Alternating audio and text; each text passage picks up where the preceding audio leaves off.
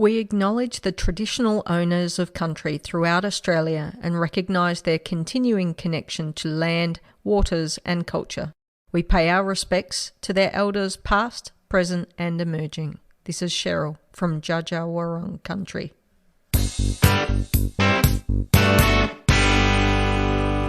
Let's start with the formalities and introduce ourselves. My name's Cheryl Downs. My pronouns are she, her, and I'm one of the hosts. We have many, we all take turns of the Beyond 90 podcast. So welcome everyone to episode 82. Let's go around the room and say good day to everyone, introduce yourselves and, I don't know, throw in some entertaining news from whatever you've been doing. I'll go first. My name's Dale. I'm based in Sydney. I got a lot of chilies off my chili plant this week because it's that time of the year, and I'm going to make a fermented hot sauce with them. Is that going to be the pod title? Fermented hot sauce. That's my coin of the week is chilies, the best food. Yes, well, I'm still smug because my country made the semi-finals of the Asian Cup. Don't know about the rest of you, but also did watch plenty of football last night, which we'll, of course, get to. But most importantly, a team named City beating a team based in Rudy Hill. Lovely stuff.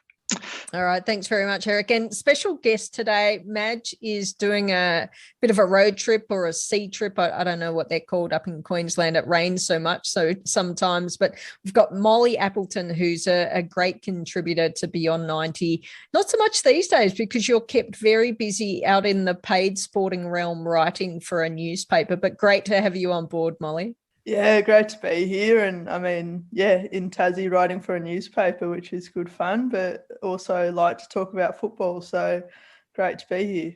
Probably love to talk about football, not just like to talk about football.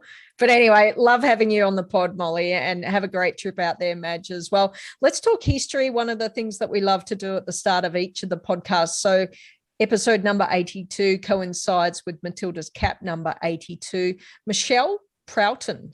Apologies, Michelle, if I've not pronounced that correctly, but great. And congratulations to you on being the 82nd cap for the Matildas. Michelle played just the 2 A internationals, once as a substitute versus Japan and once as a starter against New Zealand. And she also played alongside Elise Perry, but a long time before Elise Perry, representative cricket, so at the state level, not at the Australian level, to the best of my knowledge.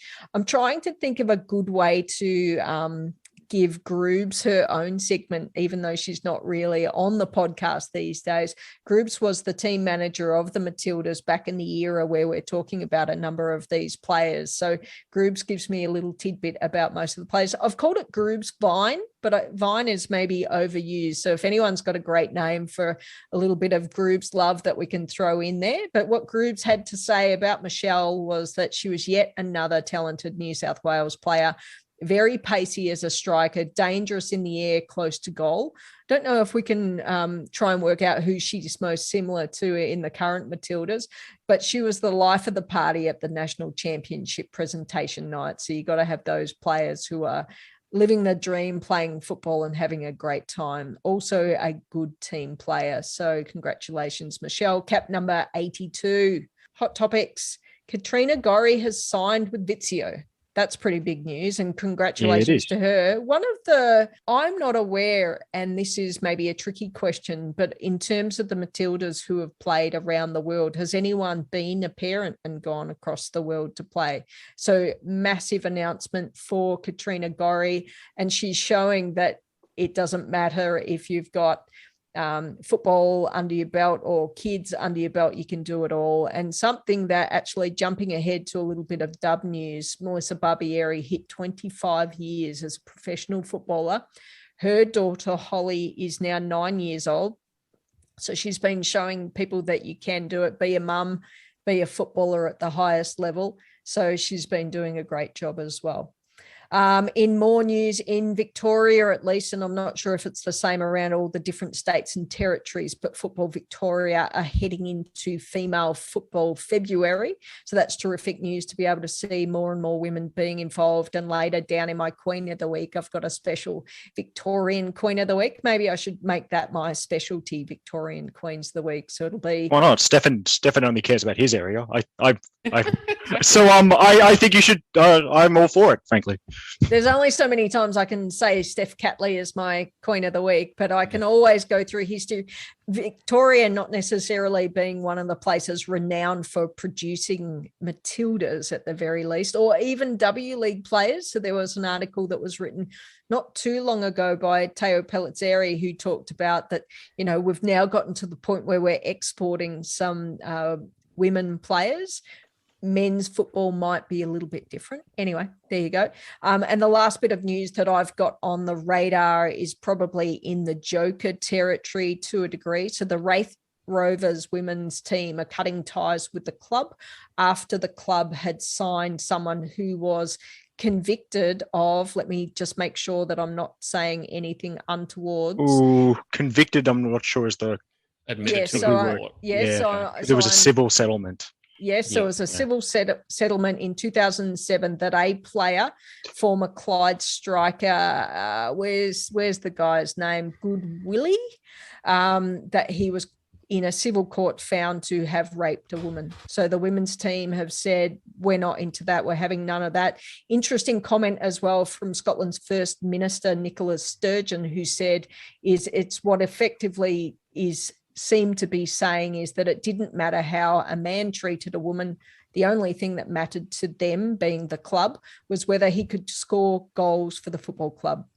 Yeah. So that is quite interesting. And I don't know if someone's given us a little update there. 2 directors resigned in protest, sponsors withdrew, and its women's team is moving to sever ties with the club. Sorry for getting that stumbled a little bit.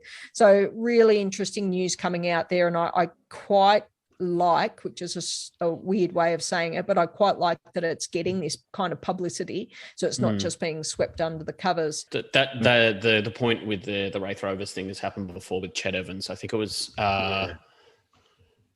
not Johnson Thompson, the heptathlete that won or was knighted in the UK, whose name escapes me, asked to have her name taken off the stand at Sheffield United, I believe, if they signed a player who had been convicted similarly, and the club ended up backing down. But again, it just shows that there's a point at which clubs will feel that it's a concession that they have to make to sign these players, but I think the right result has come out of the Raith Rovers incident at least, and more power to the women's team for kind of kicking off and walking out. More power to them for it. Yes, and quite possibly having that power as well. Let's talk maybe even not the olden days. I was about to say that, but quite possibly 2 years, 5 years, 10 years ago, it wouldn't have been deemed something that was overly newsworthy. But women's football is probably the biggest growing sport around the world. So yeah, it's getting some visibility. So absolutely, thumbs up to the team for doing that. Thumbs down to the club for their part in it. But we'll stay tuned and see what happens with that. On to the Matildas and news around the world. We did talk about Katrina Gorry, but more recently, I think there was not an announcement, but there was some news somewhat recently that the Matildas were going to play at the Algarve Cup, which was via some Denmark broadcaster announcing which clubs or which nations were going to be playing. Now, interestingly, no news. Obviously, the Matildas thought that they would progress further in the Asian Cup, and it would have been quite a tight turnaround. I think it's only if the Algarve starts on the Feb 16th, and given that we've just had the Asian Cup final overnight, not a lot of time in between there. But what do the Matildas do now? Eric, your thoughts on Algarve versus what else could happen for the Matildas? I think it is in a window, Dale, so potentially there's like some unoccupied European team that they could play. But yeah, obviously it's not ideal, and you're not going to get, I know they think about who they play quite a bit. So it's very less than ideal scenario. And it is kind of thing like, depending on who's available at camp might be better than a game, because if it's a team that's not going to test you, it might not be very useful for them to play such a team. For the cost and for the time, for the players, for the load. There was, and shout out to the Far Post pod, there was a terrific interview with Sarah Gregorius about the FIF Pro. I can't remember the exact title of the report, but it was about the overloading or potential underloading of players as well, which was really interesting to listen to, and to not to summarize what they talked about, because you really should listen to that episode, but highlighting that even though there might be a compressed period of games, and we're looking at, what is it, the February frenzy of matches where they're playing a stack of matches in A-League Women, partly because of the COVID impacts, but that doesn't necessarily help the players over the longevity of a 12-month cycle. Yeah, really interesting podcast to listen to. So absolutely recommend people have a listen to that. With the Matildas and with international football around the world, we'll come down to it a little bit later as well, but there's some other tournaments going on, which means that a number of clubs will be out of action. That said, with the Euros in 2022, Molly, when are the Euros exactly? Oh, it's definitely... because you were going to go. I remember these conversations with you a while ago. If it wasn't for COVID, I would definitely be eyeing it off. I think it's like June, July, somewhere around. Yeah, got it. 6th of July to 31st of July. So those nations would be probably looking for some competitive games, maybe not necessarily within the teams that they've been playing. Of course, not every European team has qualified for the Euros, so there should be plenty of offerings there as well. All right, Asian Cup. Sorry, Dale, did you want to throw something in there? I was just going to say this. I'm just having a quick look through the friendlies that are being scheduled for the next period, and to be honest, there's not a hell of a lot of it's pretty slim pickings for the Matildas. If they did want to take on an opponent. I mean, New Zealand's playing Iceland in on the 18th, so like if New Zealand are going to be able to work out a friendly against a country that's literally on the opposite side of the world, the Matildas might have had a little bit more forethought than when they were trying to pick an opponent, but you know, so it's unfortunate that they're not going to be playing at Algarve. Just also because it's a lovely place, and I think they should go there. All right, Asian They deserve some respite from the heat and humidity of India. Asian Cup. So there's been a bunch that's happened since the last podcast, including 2 semi-finals, a couple of teams qualifying for their first World Cup as well. I feel like I want to throw this to Eric, because I'm sure he's got the lowdown, and he's probably still got that whole gloating thing going on with the Philippines. Yeah, I mean, the gloating thing's permanent, just the exact topic changes. But yes, it is wonderful. So the Asian Cup, I mean, the tournament football, it's quite a bit since our last pod. So just quickly wrapping the semi-finals, South Korea beat the Philippines 2-0, pretty comfortable one. Philippines, I think, had only 20% of the ball, so pretty comfortable for South Korea. And China defeating Japan 4-3 on penalties after it was 2-all at the end of extra time, falling behind in extra time and then grabbing an equalizer. Let me maybe take over a little bit, and hopefully Eric can double check how his internet's going. But the final was, we're recording and we're going live on this on Monday evening, but the final finished up at just before midnight last night. It was an interesting final because my wife went to sleep at halftime when South Korea were leading 2-0. Little did she know when she woke up a couple of hours later that China had won 3-2. So, and not even in extra time, they scored 3 goals in regulation time, including 1 pen, but it's a pen each, so it's all fair. And Eric loves VAR, or maybe that's me that loves VAR. I don't actually think it's either of us, to be honest, but we sit on either ends of the don't like it spectrum. But yeah, quite an interesting result, that one. I would have thought that South Korea were going to take it away.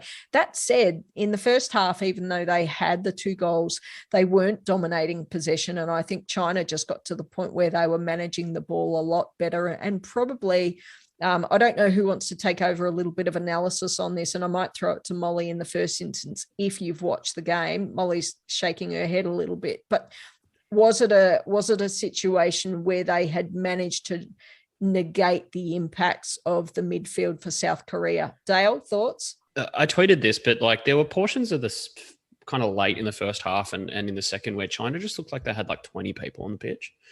Like every time Korea got the ball and they kind of moved to go forward, China just kind of moved in a really kind of very disciplined, but, you know, not necessarily kind of stampeding back to just flood the defense.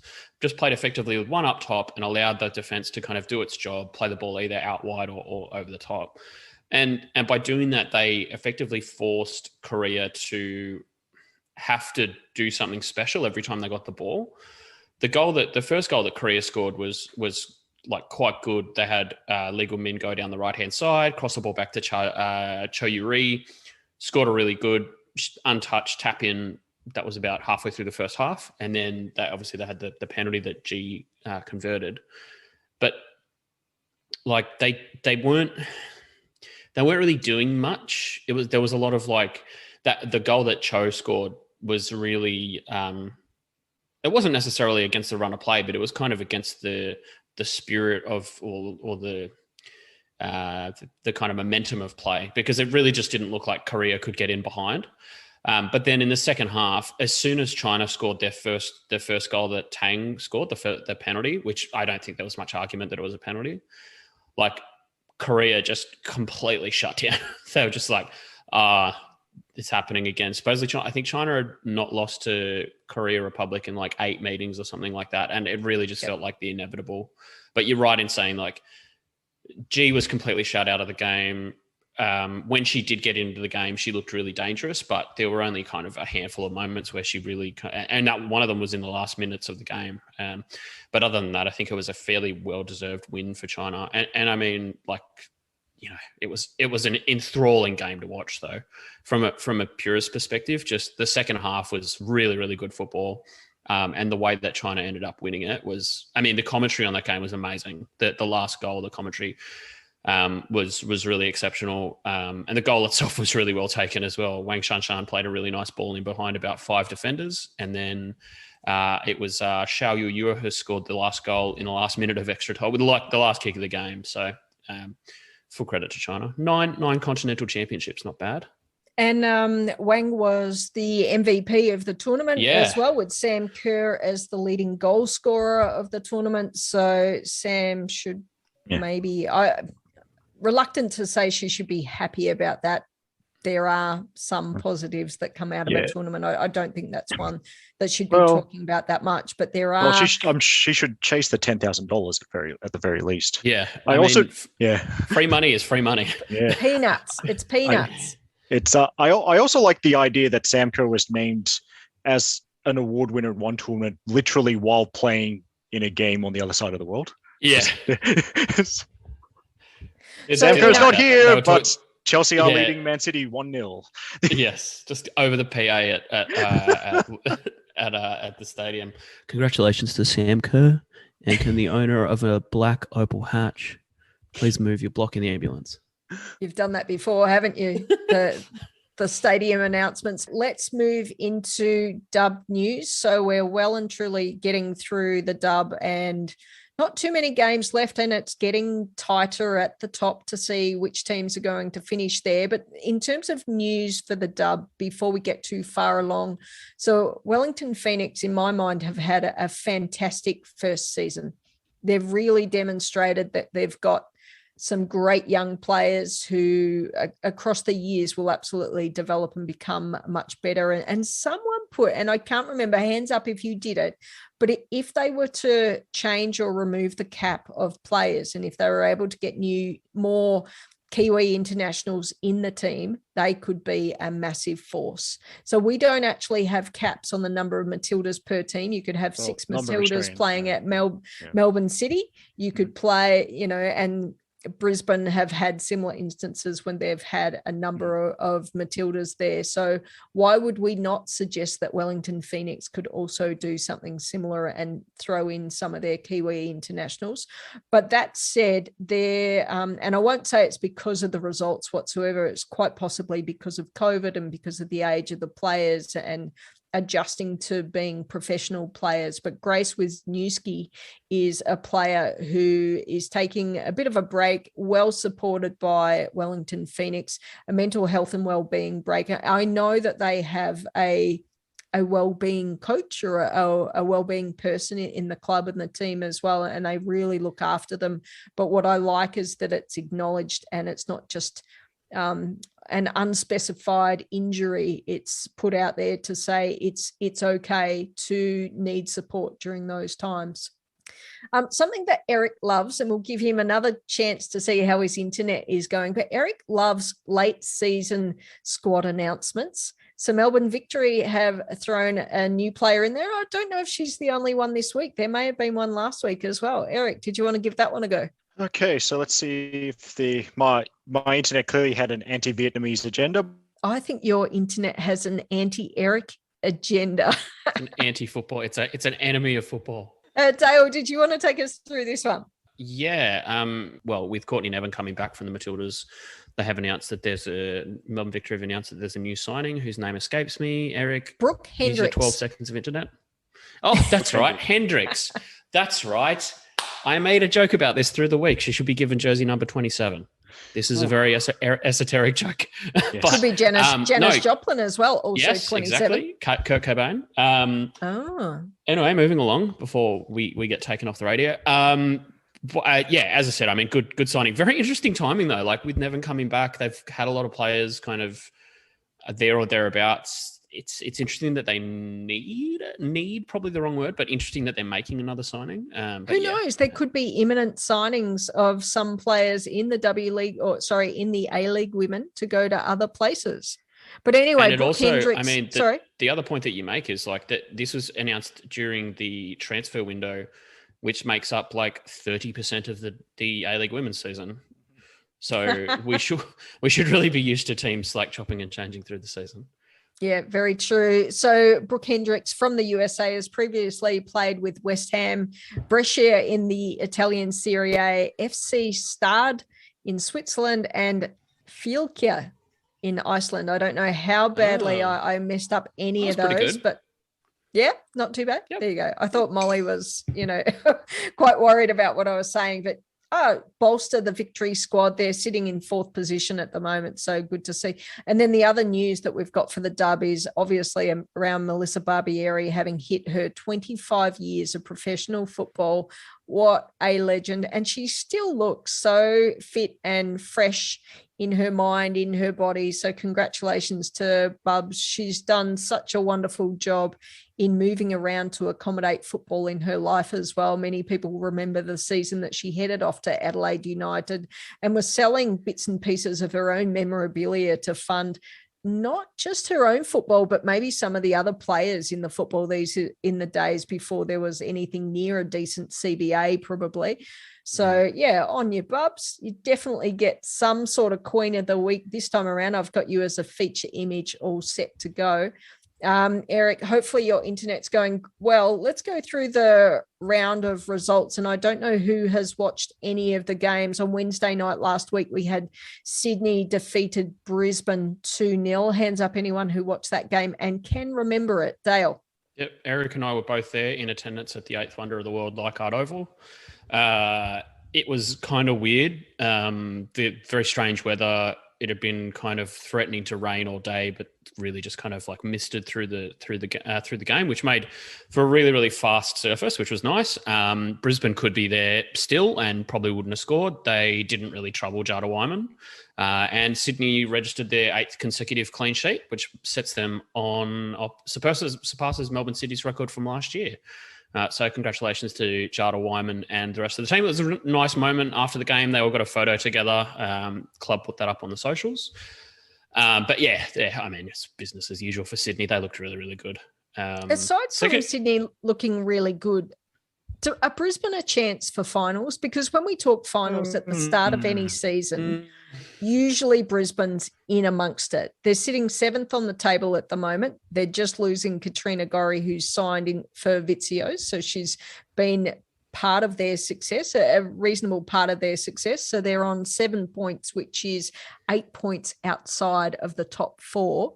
It looks pretty difficult for them. I think the other thing is that the teams in front of them have 2 games in hand. So I think Melbourne Victory have 2 games in hand as well. I wouldn't necessarily be counting them out of the finals race, but if you probably should. But in saying that, they've got enough good players. They're just missing a few from the last few seasons. Emily Gilnick, Claire Polkinghorn, Mackenzie Arnold. They've lost a few players overseas, which is good for them. But yeah, they're kind of a little bit off the pace, unfortunately. They dealt relatively well with playing against Paige Satchel, which I think was really interesting. They played Jessie Rashart out marking Paige Satchel directly, and whenever she moves across, Sydney turned to switch their wingers, which Brisbane basically moved with, and then after they had that send-off in the second half, they moved Rashart back into the middle. Probably the most red card I've ever seen. Just like a rugby tackling a player as the last defender in the line. Not the best, but it feels like it has been a week of red cards as well, because there are certainly a couple of red cards around. Oh, and we've got, there you go, Stefan, ever reliable Stefan, has dropped us a note saying that Minnie is still sticking around to the end of the season before she heads to VittsJO. So thanks very much for that as well, Stefan. Good to keep us on track. All right, Molly, did you see some or one or many of the games? I'm keen to give you some airtime as well. Unfortunately, I didn't, but I do have an opinion on Brisbane. I think if you look at how many games they lost in the last 5 minutes, they would be, if they'd won them or even drawn them, they would definitely be in contention. But it's been their season to lose, and unfortunately they've lost it. But yeah, no, I was in Hobart and working when the other games were on, so I didn't get the chance to pop my screen on and caught up with other sports. It's similar to a couple of other seasons that Adelaide United have had, to be honest. They've been in amongst it, and that's why they're a big story this season. They're sitting 3rd on the table right now. They've just come off the back of a Friday night 3-0 victory over Newcastle. They've always been so close. Sorry, they have not always been so close, but in recent years, they have been so close to making finals.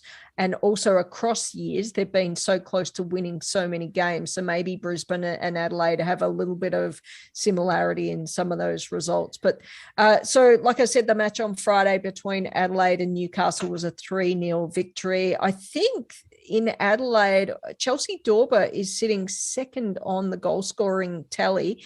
But that match was between Adelaide, who are sitting 3rd on the table, against Newcastle, who are 6th. Newcastle do have a couple of games in hand. They've played 7. A couple of the teams in the league have played 9, so they've got 2 games in hand. But they do look a little bit away. Newcastle just had a player return as well in Gemma Simon, who's had such a tough 365 days or year. So great to see her come back as well. Eric, just put your hand up anytime you want to give it a go and try and have a chat. I'm you can't see me put my hand up now, out. But there you go. Yes, so Adelaide, I've just gone blank and forgotten the goal scorers. As you've said, my internet is like my own worst enemy. But as Adelaide's just what we've been used to this season, I think I put in my mid-season Jets preview. The position looks promising, but you have to remember most of their points and goals have come against Wellington. So pretty comfortable in the end. I don't think Adelaide were really troubled. From a personal point of view, it was lovely to basically see Matilda McNamara stonewall Marie Dorvik every time she tried to get past her. Cheryl also mentioned Chelsea Dorber, who she keeps this up. Like, she will potentially might appear in Stefan's Naughtygraphs later this year. Friday, there was also another match between Wellington Phoenix, who are sitting on the bottom of the table at the moment, still without a win, but they do have a point on there, which was the first game of the season, I think, but they went down against Melbourne Victory, who had a 2-0 victory. So sitting quite well for Melbourne Victory at the moment. I think they've definitely had their ups and downs, but I think they're in a pretty position at the moment with 2 games in hand. They've lost 2 matches. They haven't had any draws, so they're otherwise looking pretty clean. At some point, we'll have to look at the remaining matches to see how things are going. Saturday, there was a game between Canberra and Perth that was a 3-3 draw. I'm just trying to remember this match. I'm just trying to think. Was it Canberra that was up and Perth came back? Dale, you were there. You watched it, or you at least watched it. You may not have been there. I have watched enough of it to be able to talk about it. Canberra went ahead after just over 5 minutes. Grace Maher scored a penalty, very well taken. Canberra then proceeded to make my life a living hell by conceding 3 goals, and then came back to equalise in the last 5 minutes through Lauren Keir. It's her first goal for her hometown club. We love to see these things. Canberra continue to chip away. Haven't had a win. They're chipping, but my capacity to watch football and the getting closer to a win.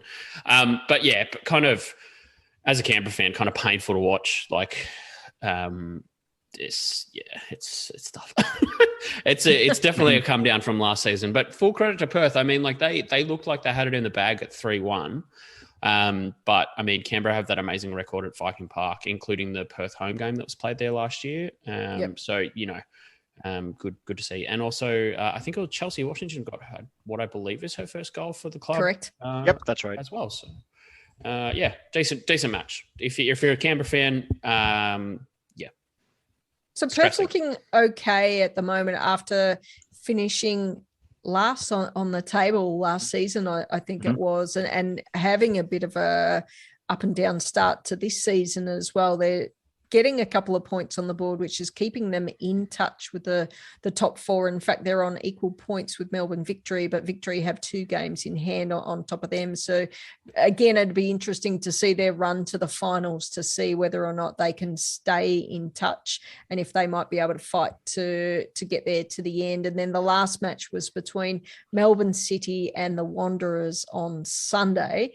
I watched some of this one. Great win for Melbourne City, as always. I'm always happy for Melbourne City to get some points on the board, and they're looking pretty good on the table at the moment as well. An early prediction, Melbourne City Sydney final. I don't know if that's much of a prediction rather than just a statement of fact. Either. But I was going to say 3/4 of the way through the season. I like to be careful. Come on. Yes. Unpopular opinion. Melbourne City are good at football. Yes. Well, but they haven't been. That's the thing. I think they've had some games where you think that they actually haven't been that good at football. So the only team this season who's really managed to be good consistently is Sydney. So the conversation then comes to Melbourne City peaking at the right time or towards the right time, and they could become, a real challenger for Sydney, because other than that, Sydney have really looked the best and unchallenged. And if the finals were held any day last week, any day this week, you'd say that Sydney would take it away pretty easily. Mm-hmm. I think don't think that's a controversial opinion at all. I think they've been far and away the best team so far this season. But like that's as we said, like we've kind of, I've not been a huge fan of Rado Vidicic's tactics in the past. Obviously, they won the league at a canter 2 seasons ago, but they did have like 15 internationals. But yeah, I think it's interesting. They're at least kind of making something out of it. Not technically true, because there is a limit. They had many players who were very good. This is very true. They could have been Matildas internationals, I suppose. Actually, you mean not visa players, cap. No. They had international level players. 15 My sounds apologies. about right. Sorry. Yeah. But yeah, like I feel like this season they're kind of like, I think cobbling together is probably the wrong word, but like finding a way to win. And that whole thing about good teams find a way to win ugly. It really rings true for them. My biggest concern is kind of their defense. If you're conceding goals to the Wanderers, you need to have a look at it. But I think that's something that Sydney would exploit. Yeah, fair call. Again, exploit again, I think. Yeah, exploit again. Apologies. Yes.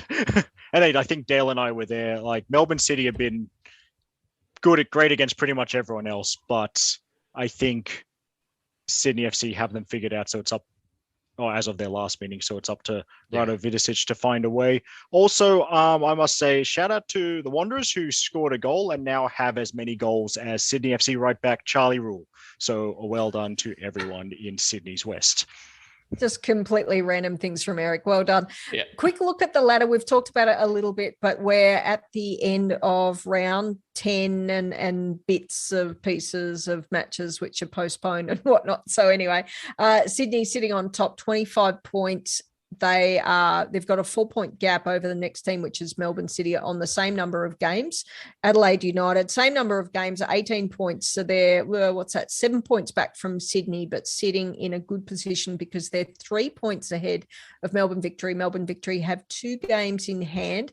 And the only other team who's really in the mix at the moment is Perth Glory. They've played 9, so the same as the top 1, 2, 3, and they've got 15 points. So same number of points as Melbourne Victory. At the bottom, we'd love to see a point, not a point, but you'd love to see at some point a win for Canberra United. We'll see what happens with that, and Wellington Phoenix as well. So just to round out a big season. They both get to play the Wanderers, so we can be optimistic on both of those fronts. Canberra play Wellington this weekend as well. So take us through next week, then, Dale. They could draw. That is the nature of football. Tomorrow, week, Tuesday night. Tomorrow, yeah. Yeah, tomorrow, Tuesday night, you've got Newcastle versus Melbourne Victory at Hunter Stadium, the big stadium, which is lovely to see. Mm-hmm. Love seeing them play Prediction, at the big Dale? Yes. Prediction, Newcastle 1, Melbourne Victory 3. Perth Glory will play Adelaide on Thursday night. I'm not sure if the venue for that has been announced just Central yet. Coast Stadium, I'm going. Central Coast, okay, so that's good. Prediction, 0-0, because I am a thief of joy. Friday night, 7:45, Canberra United versus Wellington Phoenix at Viking Park. Prediction, Canberra United 2, Wellington 1. Melbourne Victory play Western Sydney on the early game on Saturday. And prediction for that is Melbourne Victory 4, Western Sydney -12. That's Perth v Melbourne City again. Has that venue been announced? That's Central yet? Coast as well. That's at Central Coast as well. Okay, so there you go. And what have they got? A 3-day turnaround as well for Perth. Yeah. That'll be interesting because, as you say, City have had a whole week off. But that said, City will have had to have travelled. I assume that they will have travelled on the night before. Probably stayed at the Central Coast Leagues Club. God knows what goes on there. What happens in Gosford stays in Gosford. Yeah, I'm not sure their squad is old enough to stay at the Central Coast Leagues Club. That's a good point. Unless Rado just point, thinks it's time for life learning experiences. Melissa Barbieri is going to scan them all in. She's probably mates with most of the stuff there. Yeah. Perth Glory 1, Melbourne City 1. Prediction there. Alex Apakis, I feel, will work out Melbourne City pretty quickly unless Hannah Wilkinson has her way. Brisbane play Adelaide on Sunday afternoon as well. I believe that's the TV game, which means that will most likely be at Redcliffe. Yes, I think so, yeah. That I think is going to be Adelaide with a handsome win. Means that they'll also be in their delightful burgundy plum-coloured away kit, I believe. Yeah, Brisbane. Should be nice. Against Brisbane, yeah. Pays homage to the wine country around South Australia, so we'll love to see that. And last game of the round is Newcastle versus Sydney at, I believe, what we love to call Cheryl Salisbury Field. Newcastle number 2. I think that'll be Sydney 4, Newcastle 0. Sydney, I think, will pound Newcastle into the dirt like a freshly made pesto. But yes, that is the round as it's coming. We didn't ask Eric for his predictions because for any people who don't listen to the pod often or often enough, Eric doesn't necessarily go for the predictions of Canberra. Eric makes very esoteric predictions. Yeah. Wellington X goals. It's more that, Tory Tumeth to do something, Even I will concede 6 corners in the first 12 minutes. Please. Even I'm not predicting Tory Tumeth to score in this comp. But has she scored in NPLW? Twice. I don't think she's got many. Twice in 5 years as a regular starter. So, Molly, do you think which is the match of the round for you out of that lot? Oh, match of the round. I think I'm looking at Victory Wanderers, and it's definitely not that game. I think it's Perth. Sorry. I think it's Perth and Adelaide, to be honest. Yes. I think, Perth are obviously nipping at the heels. If they win that, then they're sitting on the same amount of points as each other. And I just think, there's always, the competition between the two Western teams. And I think that's going to be a really good game. I think you've got two really young sides who have been playing some good football and are figuring out how to win. And I think it's for me, that's got everything you want in a football game. And that's the one I'll definitely be picking to watch out of the batch. Two young coaches as well. Yes. Also, it's also the return of Thursday night football, or the 5 p.m. kickoff, more like Thursday afternoon football. We love. But yes, we do. But oddly specific prediction. How about Sierra Hinson to take a 90-minute trip inside Matilda McNamara's pocket? Okay, that's weird. All expenses paid. Oh yeah, all expenses paid. They're not. They're going to be nice about it. Just accommodation in a back pocket. Nice to see. I'm picking an upset this round, and as much as I love Canberra, I think Wellington are either going to take a point or they're going to win their first match.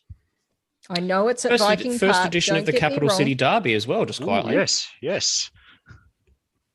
There you go. All right. There was a signing during the week, and I'm not sure if it was the only one because I think I remember updating the squad page more than once. But Brisbane Roar have signed Aleeah Davern.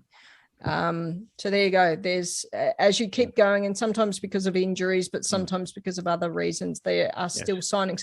Let's go around the world. We talked about the Algarve Cup, which starts on the 16th of February from the top of my head. There's also a couple of other international tournaments that are kicking off in an international window for the first time, I believe. I'm not sure. The Arnold Clark Cup kicks off on the 17th of February. Hopefully we'll be able to watch it. I haven't looked in too much detail about how we can watch it. Germany are there, Spain, England, Canada. That's going to be a pretty interesting tournament for me. Anytime you get to see Spain, I think it's fabulous.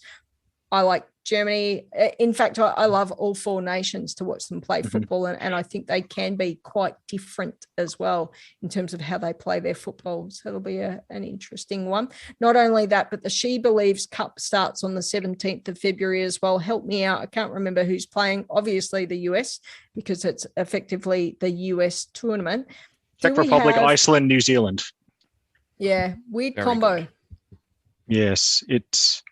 I don't know what the thinking is. It's just, teams that they don't all have blue. I don't travel a long way to get to the US. Actually, it's not that far from Iceland. It's only 6 hours. It's like ice cream flavors that don't go together much. I'm not sure. It's like a bad Neapolitan. Yeah, you're right. It's like, anyway, let's keep going. So, and Dale, I feel like, or actually maybe this is something that Molly has watched. I'm not sure, but in the UK, the Conti Cup semis have ticked over as well as some FAWSL.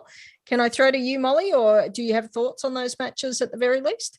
I've always got thoughts, but my biggest one was waking up to Man United losing to Chelsea. That was never a nice thing, no matter how many times Sam Kerr can score. It's just not a nice thing for me. But at the same time, probably pretty predictable, those semi-final results, really, with Manchester City winning 3-0 against Tottenham. Both Tottenham and Man United have been really pushing for those top 2, top 3 spots in England, but I think when it's cup final football, the best squads tend to be able to produce the best games, and that's obviously what's happened with Man City and Chelsea getting through, which is great for Matildas, great for, we're going to have a match up with Alana Kennedy and Hayley Raso against Kerr, but for my red bleeding Manchester heart, not quite what I was after. probably thinking that Chelsea will take the cup in that encounter, which is the finals on the 6th of March. But before we get to that, Sam Kerr probably needs a little bit of time from getting absolutely smashed by goalkeeper for Manchester United, Sophie Baggerly, who got a red card foul. I can't remember what minute that was in. I don't think it had a material difference to the result, but they went down to 10 players. All right. In the FAWSL, there are a couple of results that came in there from overnight as well. Dale, do you want to take us through those ones? Yeah, we'll grab them for you. Give me one moment. One of them was Everton continuing an awful weekend of football for Dale by somehow losing. Also, this week sacked their coach, Jean-Luc Vasseur, who... Only there for 10 matches. What's going on? Yeah, only there for 10 games. What's the deal with that? Well, they didn't win, and that's generally speaking not a good way to be a coach. He was there for 10 games. I think they only recorded one win in the league, and if I remember correctly, it was against Leicester, who are coming second last. Hang on, he left Lyon. Did he not leave Lyon? Well, he was let go by Lyon after, I believe, they didn't win a trophy in 2020. That was the season that they lost both the Coupe de France and the First Division. And then he was replaced by Sonia Bonpastor. And yeah, look, I mean, Everton have one of the best squads in the league. You've got players like Anna Anvogod there, Dali, who came across from West Ham last season. You've just got Tony Duggan back in, and obviously she's a little bit older now, but definitely still a good player. Obviously, you've got Hannah Bennison, Sandy McKeever, who's probably the number 3 goalkeeper in England at the moment, just can't win games. So that's a big problem. They lost 2-1 to Reading at Walton Hall Park on the weekend. Tats Dowie did score though, so I guess that is slightly patching together my heart. Other results were Tottenham 4, Brighton and Hove Albion 0, West Ham 2. Kaya Simon 1. With a brace in that one, don't forget. Yes, very, very good to see, which was, good to see Kaya Simon on the score sheet. It's still like weird to me that first of all that Kaya Simon's playing for Spurs, but also that like Spurs has a team in the First Division because they're obviously relatively new into kind of the women's football scene. A lot of the other teams have had women's teams in the past, but it's still weird seeing Spurs there. Why is it weird that Kaya's there? I don't know, because I think because she was at PSV last season, it's interesting that she's in England because I feel like she's much more suited to teams on the continent because she's quite technical. Whereas a lot of players who we tend to send over to England are very physical players. But I feel like Kai Simon is one of those players who she has a little bit more technically, she has a little bit more creatively, not necessarily saying that she's like a creative, like an offensive midfielder, like a number 10, but she's a very special player, I think, in that sense. But as I said, I mean, it's good that she's allowed to have that kind of creative role at Tottenham, which I think is really important for the Matildas as well. We kind of have a bit of a dearth in creativity at the moment, unfortunately. In terms of the other games, we did have West Ham 2, Aston Villa 1. No goals for any of our players there, unfortunately. I believe both Emily Gilnick, Mackenzie Arnold, and no game for Tamiki Yallop, of course. I'm not sure. Does anybody know what the story is with Tamiki Yallop? Because I know that she had a positive COVID test when she was in India, so I assume that she's still in isolation. Yeah, I would have thought so. It'd be interesting. Has she been able to fly out? Yeah, that's what I was thinking. Sorry, Molly Molly had an Instagram post where she was wearing like full PPE and leaving the hotel. So she might be coming back to Oz. I don't know, but she was definitely full PPE leaving the hotel by the looks of it. It looks like one of the Matildas shot her going in a separate car. The photo that was put up by, I believe it was Caitlin Ford on Twitter of the players standing in the line for the anthem and the camera crew in all hazmat suits. Oof. That in the Mumbai heat, no thank you. We did see Leicester City picked up a win, dragged them further off the bottom of the table against Birmingham City away. That's a big win for Leicester. They're now huge win, 5 really points big. Off the bottom. Yeah, you'd say that's a traditional 6-pointer. I believe it's only one team that goes down from this division this year. Correct. That's correct. Yeah, so that really kind of consigns Birmingham to the drop.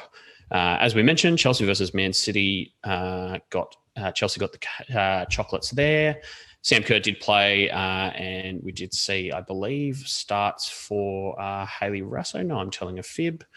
No, neither of the Australian girls got on for Man City.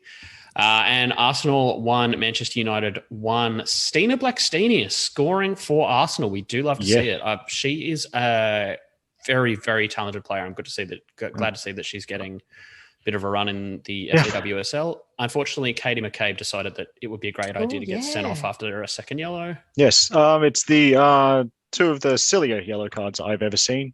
Yeah. Yes, that's not what I want from my national team captain. But anyway, but also back to the Blackstenius goal. What a pass from Viviana Miedema. I mean, if those two start linking, then it's also just a very tall front. Too. Yes. Yeah. I think both of them are 5'11". I could be wrong, but yeah, it's interesting as Miedema kind of gets older. I think she's only 24 now. As she kind of gets older, you know, she's becoming a much more creative midfield player. She tends to drop wide or drop deep to kind of get the ball and do a little bit more with it, which if you've got a target player like Blackstenius playing up front, it allows Miedema much more space to drop deep to get the ball and then to play it out wide for effectively a second Viviana Miedema finishing wise. So that's going to be a huge boon for Arsenal going forward. And they've got the UWCL quarterfinals coming up soon. So that'll be interesting whether she's cup tied or not, but I'd have to look into that. Yeah, I'm sure about that.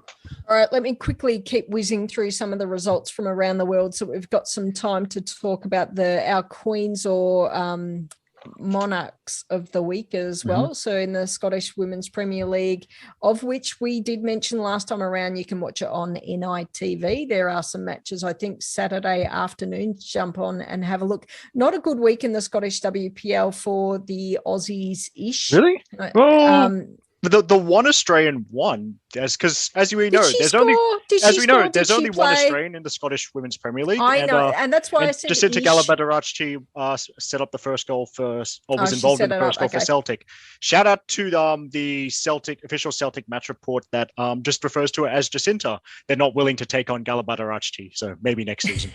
Copy and paste. Yeah, I wasn't. It's all about picking your battles. When I had a look at the results today, I couldn't see that she had the game time because it's actually I try and get my paperwork done early in the morning before I jump onto the work. Yeah. But anyway, in Europe, so Fleury had a 1-0 victory over Montpellier. So with Mary Fowler in Lyon, Ellie Carpenter was part of the scoring brigade, I suppose, to agree in that she assisted their 1-0 victory over Bordeaux. They are up to round 14 of 22 in the French league. In Italy, in the Serie A, we had Roma were 5-2 victors over Pomigliano with Ivy Lewick and Ella Mastrantonio. Massive big scoring game. You would have thought Roma's second on the table, so obviously they're a pretty good squad, but they let in a couple of goals. In the Netherlands, the match for Amy Harrison's PSV was postponed against Ajax, so not sure what happened there, but they're up to round 17 of 18, so they're getting towards the end of it. Queens of the week, Eric, jump in. Okay, firstly, on Stefan's behalf, Stefan is he's kept it local, but at least he's kept me interested by he wanted to give a shout out to a couple of ACT representatives for the Australian national futsal team. Now, Australia has more than one national futsal team. Don't ask, it's quite complicated, but I'm just looking at this team. Shout out to ACT reps Jessica Giovinazzo, a goalkeeper, Michaela Thornton, who combines two of my niche interests, futsal skills and sick tattoos, Natalie DeMarco, Nicole Jaloka, and Natalie DeMarco's younger sister, Stella DeMarco. So yes, they'll be off to Spain representing Australia. So those were Stefan's Queens. On to my usual assortment of Queens. Okay, so firstly, I actually stole Stefan's thunder. My first Queen is Canberra United goalkeeper Keely Richards, who built a Lego replica of Viking Park, and that was available for the fans to see on the weekend. The detail's incredible. Has the stand, has the Viking Club on the other side of it. She even took the time out to recreate the even playing field merchandise stand. So it was fantastic work from Keeley. Second queen is referee Kelly Jones. She'll officiate tomorrow's game, or well, this week's game, depending on when you hear us, between Newcastle and Victory, and that comes only 3 months after the birth of her second child. So continuing that theme of mothers really staying involved in football, fantastic to see. And my third queen of the week is Vietnam's Duente Bachtoy, who scored the goal that sent Vietnam to their first ever World Cup. So another first-time World Cup participant, which I think my internet prevented me from saying earlier. And as I said on Twitter, they will definitely be dancing in the streets of Cabramatta. Thank you very much. Internet has lasted well enough. Throw to Dale for the moment to give Molly a little bit more time to make sure that she's got hers locked in as well. I have two respective royalties of the week. First of all, Shui Qingxia, who is China's women's national team coach, guided China to their, as I said, their 9th Asian Championship. I believe she won 5 Asian Championships as a player, which is a fairly incredible statistic on its own. Made a lot of really bold calls, took Wang Shuang off in the second half to bring on the player who would eventually score the winner in the Asian Cup final. And my second royalty of the week, my king of the week, is Mai Duc Chung, who is the Vietnamese coach, has been coach of Vietnam twice, wrote up a bunch about him when Vietnam were out here for the Olympic qualifiers. Really, really impressed with what he's managed to do at Vietnam, and they're well worth their punched ticket to the next World Cup. So well done to both of those. I think there was a stat that I don't feel confident to have a go at the name of the Chinese coach, but 6 tournaments yet to appear on the losing side in a game as a player or a coach. That's pretty incredible. I mean, Tom Engelhardt that came up with that, but yeah, I saw that somewhere. I mean, China were like one of the biggest teams in the world in the 80s and 90s. Obviously, they did have players like Sun Wen in there, but yeah, Shui Qingxia definitely. I mean, it was pretty interesting watching that game in the first half when it looked like it all was going wrong, but cool, calm, and collected, and got there in the end. All right, Molly, talking about cool, calm, and collected, how's your queen of the week or non-binary or whoever you want to nominate? A goalkeeper's ever cool, calm, and collected. I feel like they're not, but I'm going to go with Melissa Barbieri. I have to. I mean, she's someone that I grew up watching, and I loved watching her play. She wasn't 5'11". She was on the shorter side, still taller than me, but on the shorter side of goalkeepers, and she used to lead the Matildas fantastically, and I think she's led City both from the bench and now on the park fantastically as well. So reaching 25 years, that's huge. That's most of my life. So yeah, I really enjoyed the other week when she pulled out a fantastic game against Brisbane. I'm going to say Brisbane. And she's just like, I'm just doing my job. So, yeah, I really love that she's still doing a job. And, yeah, I could probably talk for hours about Bubs, but we've already talked a bit about her today. But, yeah, definitely my queen of the week. All right, and it's just left to me and my final queens of the week. So I've only put one down on the show notes, but a couple of others come to mind as we're going through the pod as well. So Casey Roebelt for officiating the Women's Asian Cup final. So great job from Casey. Also assistant referee Australian Joanna, and every single time I've tried to say this, Haraktis. Good on you, Joanna, but also in VAR. So shout out to my mate, Kate Jakowitz. We get, people get flack for VAR, but you're doing a great job, and it really some fast turnarounds as well, alongside Lara Lee. Or as the commentator said, Catherine Jakovic. Catherine which I don't think Jakovic. has ever been said before. She was like in trouble with her parents. Catherine. All right, I haven't finished my Queens of the Week. You guys back off. No, I'm just kidding. And also Football Victoria inducted another Hall of Famer in Lynette Mckernan, who last Monday was inducted into the Hall of Fame, renowned in her commitment to football for so many years. She was a supporter initially, an administrator, a massive fundraiser, a recruiter, ultimately a coach, did so much work for Victorian women's football, for football generally, but specifically for Victorian women's football as well. So Lynette Mckernan, we wouldn't be where we are today without the value that you've added over the years. So thank you so much to you as well. I did see one last message come through from Stefan, and Dale wants to say something as well. Yeah, I just wanted to jump in, obviously, not necessarily Queens of the Week, but because I would never call Melbourne Victory anything to do with royalty. But I did want to give Melbourne Victory a shout out for hosting the Afghan women's team this week. Fantastic scenes. Obviously, we all know what's gone on in Afghanistan recently with, everything. Don't think we need to get into that. But yeah, really good to see the VAC put not necessarily a camp on, but a get together for the team, and hopefully that can continue really good relationship building for both the Afghan team, but also for football in Australia more widely. Thank you very much, Dale. Good way to finish the podcast on that note. Well done. Thank you to all of you as my co-hosts for getting the show done and getting some great football content out there. Thank you to everyone who's been listening to us live. That means Stefan, maybe there was someone else as well. Thank you to anyone who listens to us on a subscription or listens to us on the Joy radio station or on Clutch. We appreciate your support. Throw any comments to us that you like on any of the socials. We're on Twitter, Facebook, Instagram. I'm sure we're on LinkedIn. We don't do much there. We do have, do we have TikTok? Molly, set up a TikTok for us. No, just joking. All right. Thank you everyone for listening in to us, and we'll talk to you again next week. Bye-bye.